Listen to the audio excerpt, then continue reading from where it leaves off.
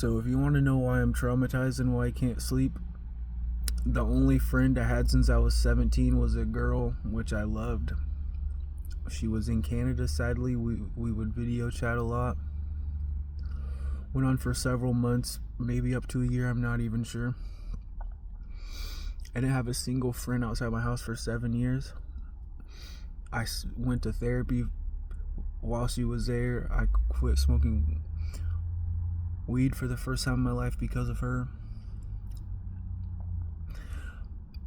I went and got a job. I went and got my driver's license. My dad had gave me a car a couple years back, that just like a $500 to $1,000 car that's just been sitting there.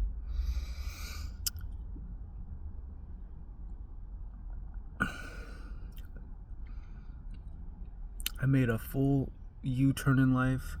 She was there for me, even though she started to turn because she's in Canada, I'm over here. I had no help, and I was struggling to figure out how to get over there and getting everything done and finding a job I could actually keep and like and enjoy.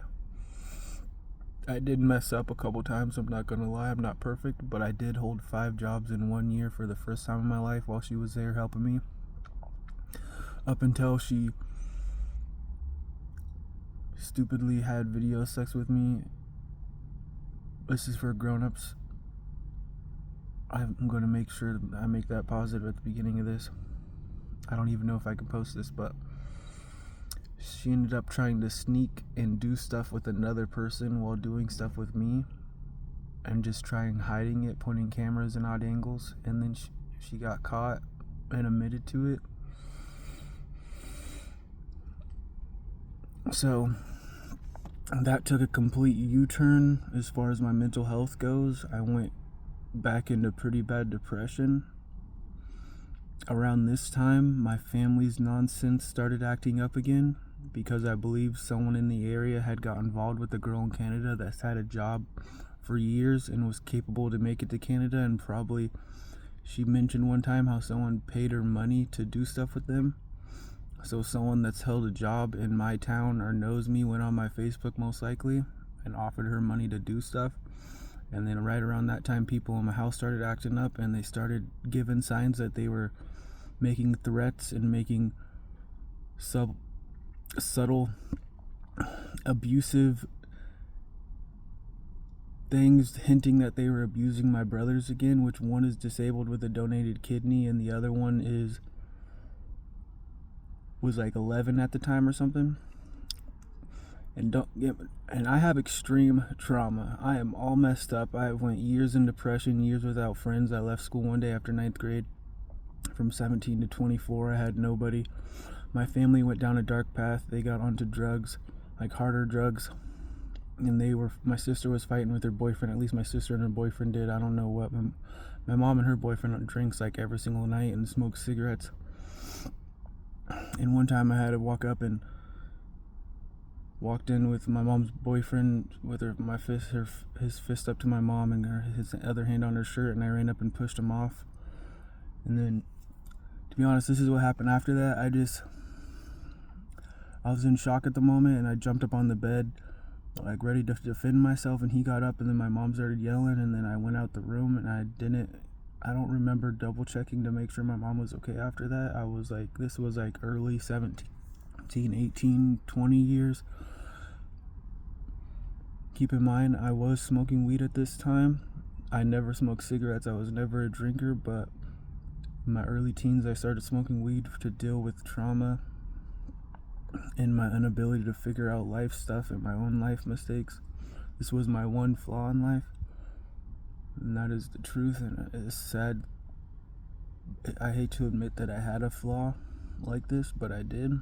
Although it is legal now in Oregon, but it was prevalent long before that. And then they were doing it right in front of me one day, and then I tried addressing it to my parents, and my mom's boyfriend shut me down and shut my mom down, and that triggered a response of me just I just lost it, to be honest, and I started yelling as loud as I can, help, help. And it got so bad because this has been going on long before this. I've just never been this mentally healthy to ever address it. And I just went inside the house and keep screaming for help. And to be honest, I did put a knife up to my arm and was like threatening to, like, I didn't know, like, I just wanted them to help. I wanted them to address the situation. I wanted the abuse to stop. I wanted them to fix it. I wanted this weird behavior to stop. It was too much, and people should have, like, they're wanting me to, like, fight them. Like, that's what this weird, subtle, abusive, weird stuff that they keep doing.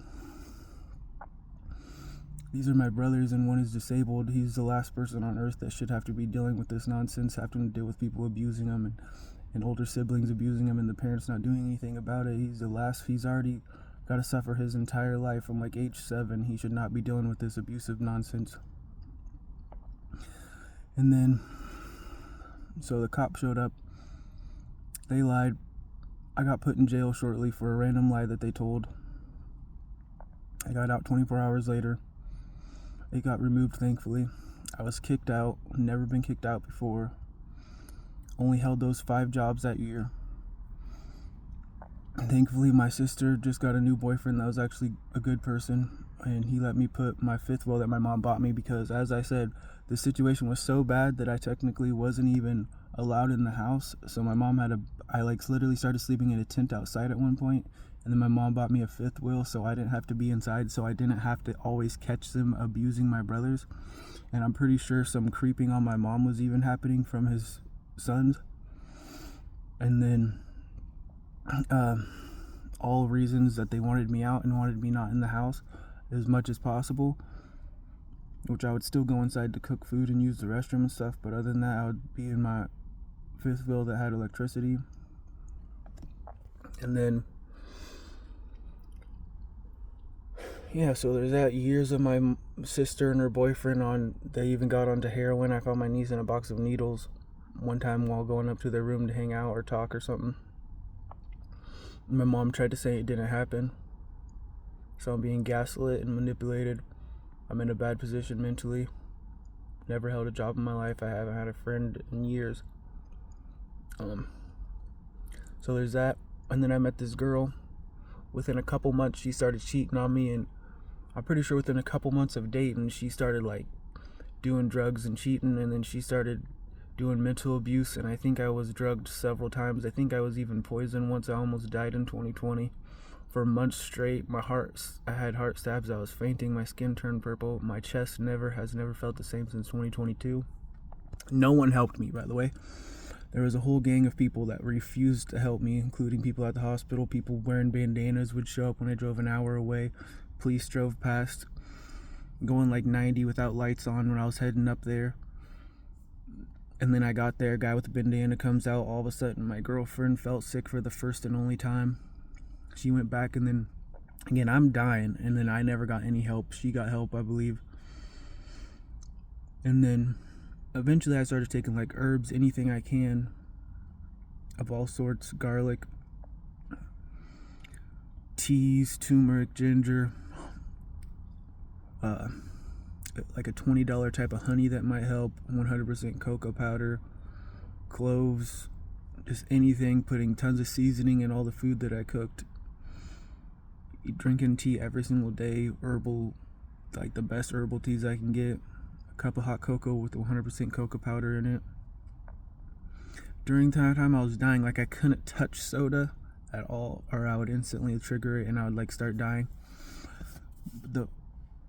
Whatever medicine they gave me, which also could have been the issue, it was an antibiotic that attacked like 5 different things in my body, which was supposed to be for stuff on my scalp.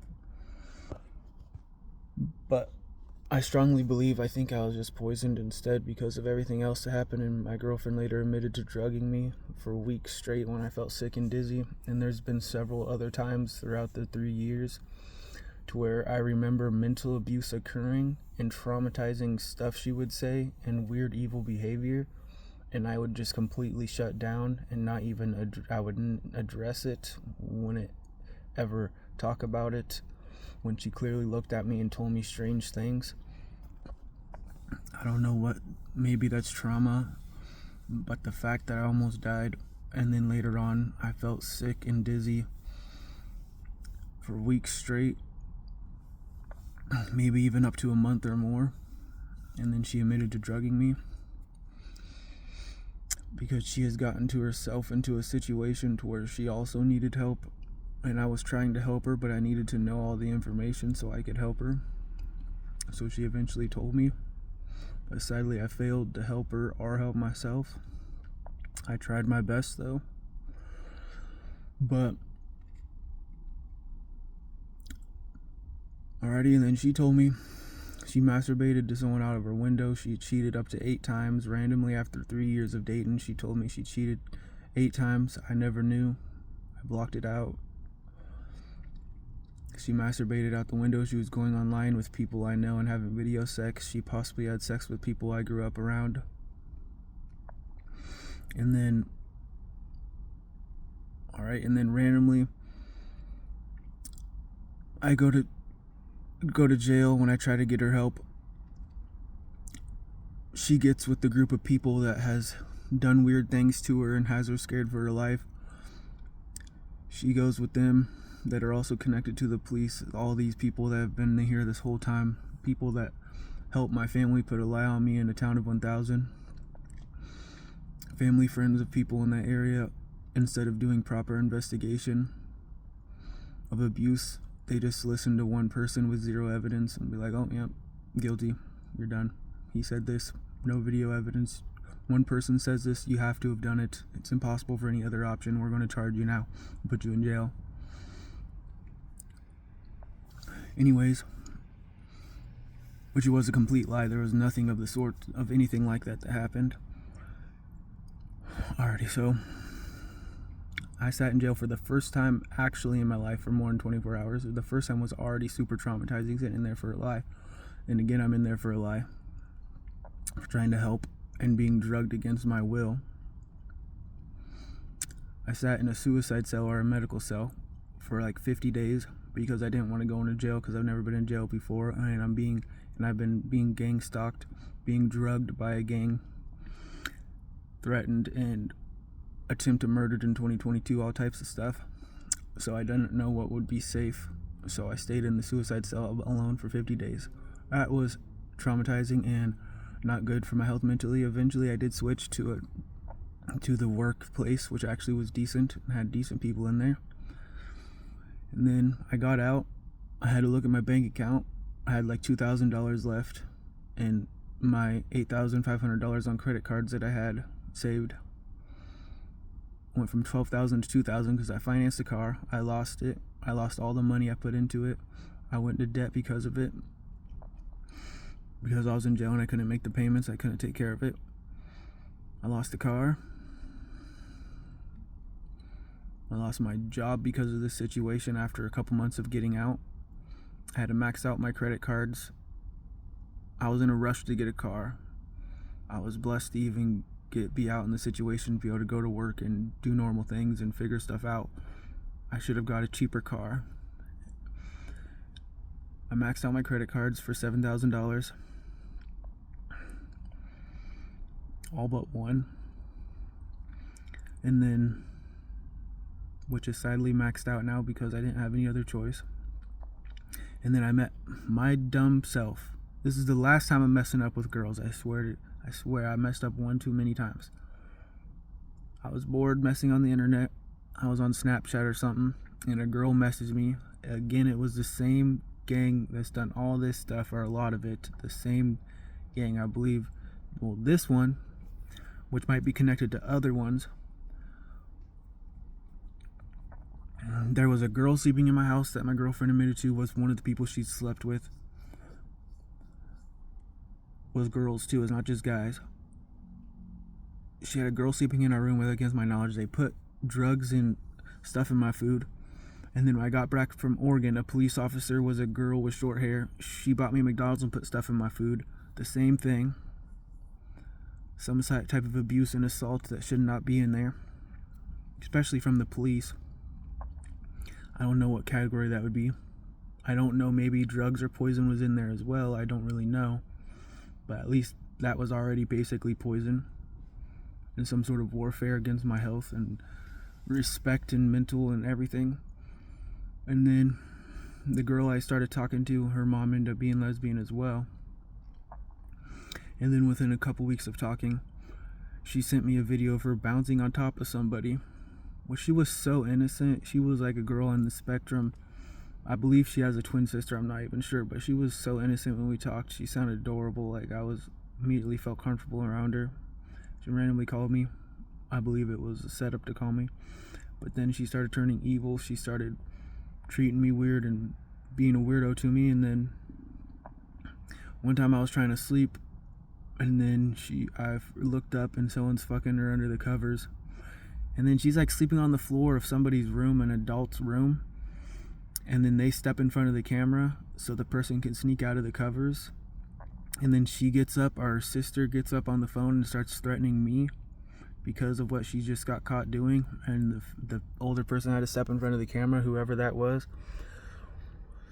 I don't freaking know what I got myself into, but this is the last time. I do not want to date a slut. I do not want anything sexual fast. I do not want to make any fast connections with anyone. I want to take it slow and be safe. I'm not going on the internet. All dating apps are deleted. Snapchat's deleted. I will not meet a girl on the internet, period. It's not happening. I do not want anything like that. I've learned my lesson one too many times. And now I'm here. I'm about to die because I can't find a job. My car is about to break. I already lost my $7,000 car and replaced it for this shitty car that my sister had that leaks and has mold in it because it leaks and I don't have money to fix it. I can't get any job to call me back. I technically am waiting for trial. I've had 4 attorneys connected to these people that has helped the other party and tried to ruin my case and refuses to investigate and just completely disrespects me, my time, my life, my case, and everything. Completely tries to sabotage it. The judge had to remove people for a conflict of interest, and it just keeps happening. I don't know what the heck is happening in Oregon.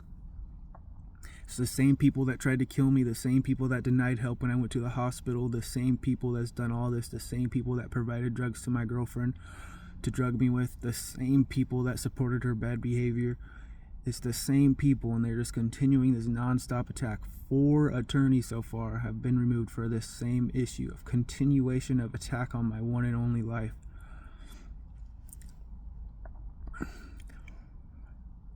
And these are government officials. And then, so now I'm here. I've lost everything I've worked for. I look like a bad guy when I'm not. I have no family because my mom wanted to protect abusers and her boyfriend and not do the right thing over her son, which is fine. I should have had my life figured out already, but I didn't. Although the abuse situation shouldn't have been happening no matter what is happening, especially around my disabled brother. He's one person. He has a donated kidney already. He has missing hands and feet from like 7 years old. He has suffered enough. He doesn't deserve this shit, and people need to figure it the fuck out.